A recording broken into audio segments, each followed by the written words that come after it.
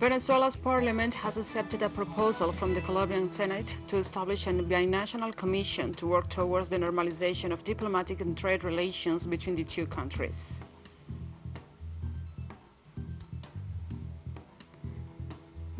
Barbados Parliament elected the Caribbean nation's first president this Wednesday. The move puts an end to almost 400 years of the British monarch as a head of state.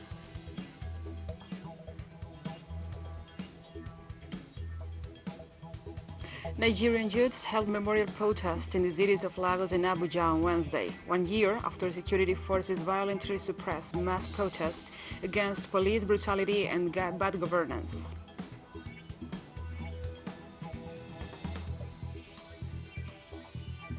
From the headquarters of Telesur English in Havana, Cuba, this is From the South. I'm your anchor, Gladys Quesada, and these are the news. The President of the National Assembly of Venezuela, Jorge Rodriguez, announced this Wednesday, that he received a proposal approved by the Senate of Colombia for the normalization of diplomatic and trade relations between the two countries. In statements to the press, the head of the Venezuelan parliament informed that he had accepted the proposal and called a parliamentary session this Thursday to discuss the initiative. Through a letter, the president of the Senate of Colombia, Juan Diego Gómez Jiménez, informed of the creation of a bilateral commission between both parliaments to work towards the re-establishment of relations. The proposal includes the normalization of diplomatic and commercial relations, the need for protection of Colombian companies in Venezuela and vice versa, as well as the verification of best practices in terms of bilateral trade. It marks a significant step in the midst of the ongoing attacks by the Iván Duque administration against the government of Venezuela.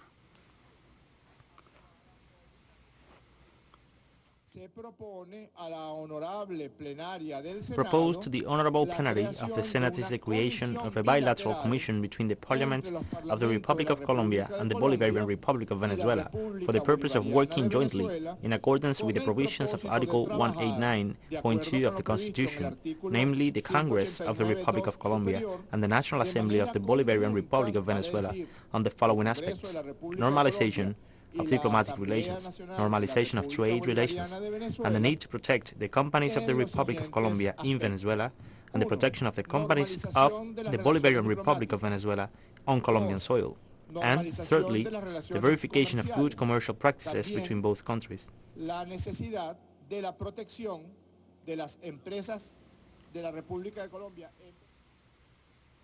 The president of the Venezuelan parliament also announced that official communication was sent to the Senate of Colombia, accepting the proposal to form a binational parliamentary commission to normalize diplomatic and trade relations between the two countries.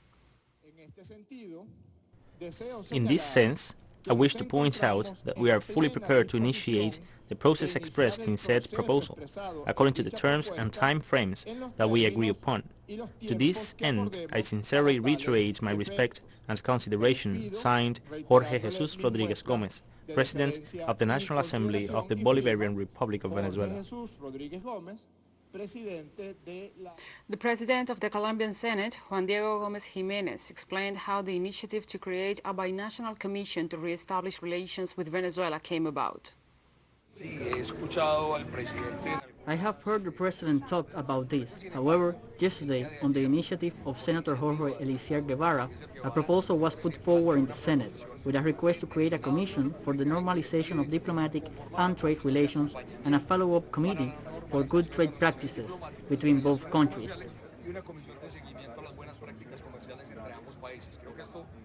I think this could be a step forward, an important message for the Vice President of Colombia, Marta Lucía Ramírez, and for President Iván Duque, because this is a matter without political ideology. It is a trade matter for the country, as well as a border issue. I believe that in this particular case, Colombia is a country with a violent history. We cannot allow ourselves to fall into this trap. I believe that in this particular case, Colombia is a country with a violent tradition. We cannot allow ourselves to fall into this trap. We have to look for protection mechanisms through the judicial and police authorities. Colombia is a country that by reciprocity should provide support for asylum seekers, because we have been a country that has also produced large migrations in other times, not only from Venezuela and neighboring countries, but from other regions in the world. And we'll remain on topic. Colombian Senator for the Green Alliance Party, Jorge Guevara, offered statements to Telesur regarding the approval of the Binational Commission for the Normalization of Relations with Venezuela. Proposition number 34 has been approved by the plenary of the Senate. What do we consider in the proposition? To create a binational commission, both from the Parliament of Venezuela and the Parliament of Colombia, with three objectives. First, normalization of diplomatic relations. Second, normalization of trade relations. And third, a revision of good commercial practices between our countries.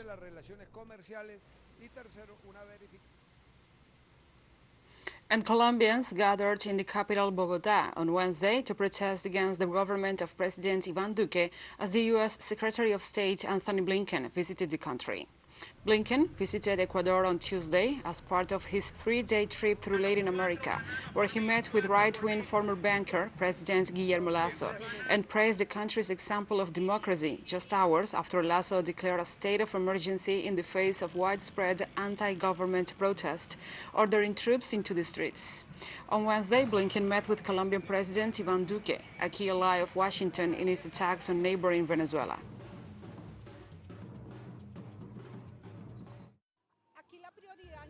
Here, the priority in Colombia is that the president talks with the people that understand and listen their basic needs, those basic needs that have been raised because the humanity of Colombian has been raised.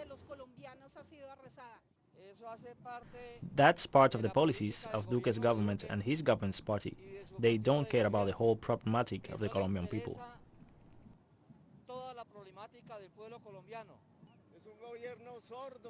It's a deaf government. It doesn't listen to the clamor of the people. The Colombian president Iván Duque knows it, and he does it on purpose. He does not have any sense, but the history will condemn him, sooner or later. We, the people, are conscious, and we know that voting is our option. And we'll be right back after this very short break, so don't go away.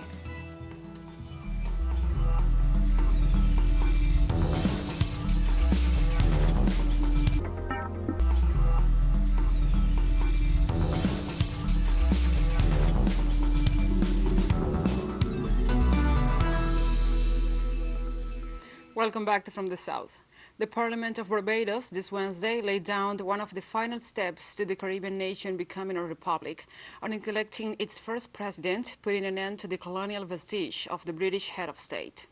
In a special joint session of Parliament, the House of Assembly and the Senate, as collective, voted on the election of Governor-General Dame Sandra Mason, who will become the island's first president on November 30th, Independence Day, and the day on which Barbados becomes a republic. This step will officially end Queen Elizabeth II's tenure as head of state.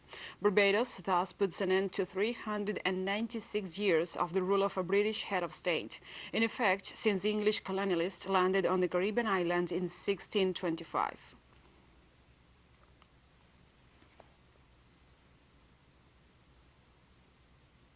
After the voting session at Parliament, Prime Minister of Barbados, Mia Mottley, referred to her country's struggles for true independence.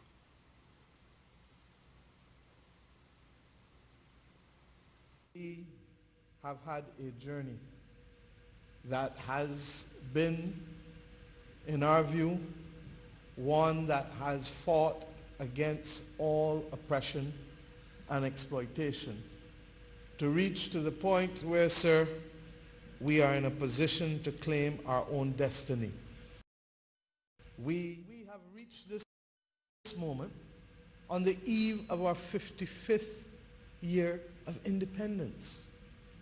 And we all know in our own lives that to reach 55, if you are not comfortable with yourself, if you are not confident in yourself, then something is fundamentally wrong. And this government, like those who went before and who expressed confidence in the journey, even if not completing the process, we believe that the time has come for us to claim our full destiny. And now let's take a look at who Sandra Mason is, the woman who will be sworn in on November 30th as Barbados' first president. Born on January 17, 1949, in the eastern parish of St. Philip, Sandra Prunella Mason began her career as a lawyer in 1975. In the early 1990s, she served as Barbados ambassador to Venezuela. She also served on the United Nations Committee on the Rights of the Child from its creation until 1999 as vice chair and chair. In 2013, Mason was the first Barbadian to be appointed a member of the Commonwealth Court of Conciliation and Arbitration. In 2008, she was sworn in as an appellate judge and became the first woman to serve at Barbados Court of Appeals. In 2017, Mason was appointed as the 8th Governor General of Barbados, beginning her term on January 8, 2018. According to protocol, Dame Sandra Mason was nominated by both the country's sitting leader, Prime Minister Mia Amor Motley, and the leader of the opposition for the post of president.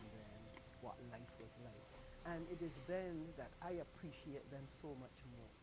Now we move on to other topics. In Bolivia, the relatives of the victims of the Sincara and Sacaba massacres perpetrated by the de facto regime of Yanin Áñez began a march aiming to cover 190 kilometers along the highway that links the cities of Oruro and La Paz to demand justice. Our correspondent, Freddy Morales, has the details. Authorities of Carayoco Municipality, Department of Oruro, welcomed the demonstrators and provided them with food and shelter. They were bidden farewell with coffee, bread, and solidarity. We, the people, will continue to welcome you at every place where you stay, brothers and sisters. You will never feel alone. The Bolivian people are with you. These people decided to take to the road to draw the attention of judges, but especially of prosecutors, who are not making progress in the investigations prior to the persecution of those responsible for the violence. When Áñez was in government, they persecuted us, they humiliated us, they tortured us in the hospital. They did not want to receive us anywhere. We felt alone, helpless. We want to know who the perpetrators are, who committed the murders, because they have taken life and there has been a violation of human rights. He's my husband, David Carlos Mamani Quispe. He's one of the injured members of the Sencata Victims Association of El Alto, and what we demand as Sencata and Sancaba is justice. By decree, the de facto government excluded the military and police from any responsibility in acts of repression. With this guarantee, the troops carried out 2 massacres. The first was in Socaba, Cochabamba. We are asking for justice. I was injured. I was shot in my belly when I was 4 months pregnant. Now we are peacefully marching. We are asking for justice. No justice has been done for 2 years. I don't know why. There is no justice for poor people. Don't you see? I know we're not alone, brothers and sisters. The fight is for all of us. Together we'll find justice. We want justice. Let there be justice, brothers, for our fallen brothers in Sacaba and Guayani. I ask for justice for my husband who was shot. He was suffered for 7 months. Now we are marching for justice and we ask that Áñez, Murillo, Camacho, Carlos Mesa go to jail. Those participating in the march presented a list of demands and was made public in January of this year, with no major results. They demand compensation from the state for the families of those killed, for the wounded and for the political prisoners, but most importantly, they demand justice. They have to be brought to trial and prosecuted. They have to identify the people who have fired the shots, in this case the military and police, not just the commander. Here there have been people who have pulled the trigger, and we have Supreme Decree 4078, which guarantees impunity to ministers, army and police commanders. Fortunately, those who have given the orders are listed by name.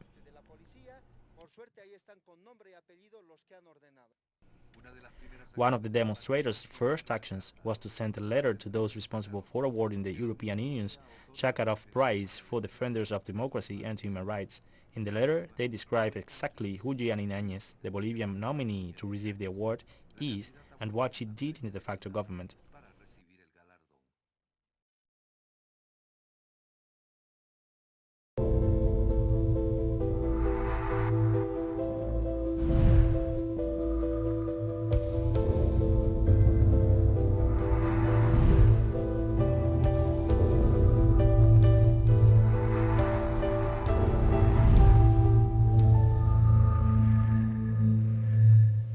Now we address other topics. Residents of Argentina's capital are now allowed to go without wearing face masks for the first time since the start of the COVID-19 pandemic.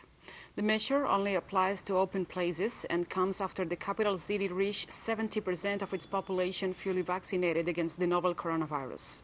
The government of President Alberto Fernandez had allowed people to stop wearing masks in open spaces nationwide from October 1st, but it was up to individual cities to implement the measure. Coronavirus occupancy of intensive care beds in the public health system is now 3.2%, an all-time low record. Some 31.5 million people have received one dose of a vaccine, while about 24.8 million have received 2 doses out of a population of some 45 million.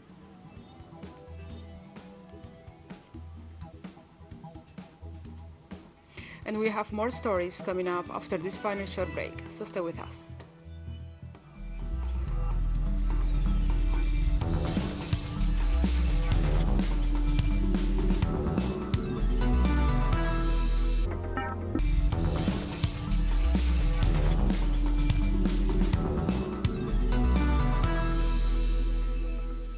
Welcome back to From the South.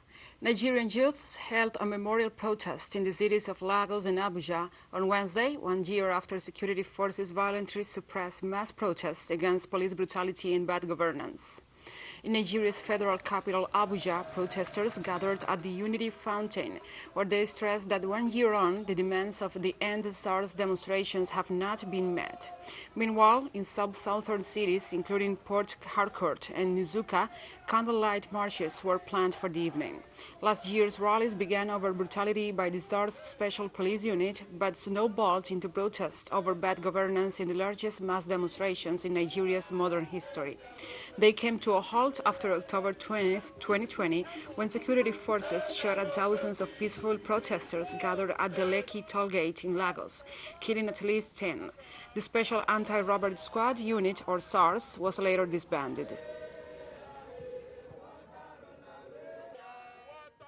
That none of the demands that led to end-sars have been met, and that also it is important that those who have been jailed are released immediately, 300 of them or more that we know of. Because it was the failure of this system that led to end-sars rebellion in the first place.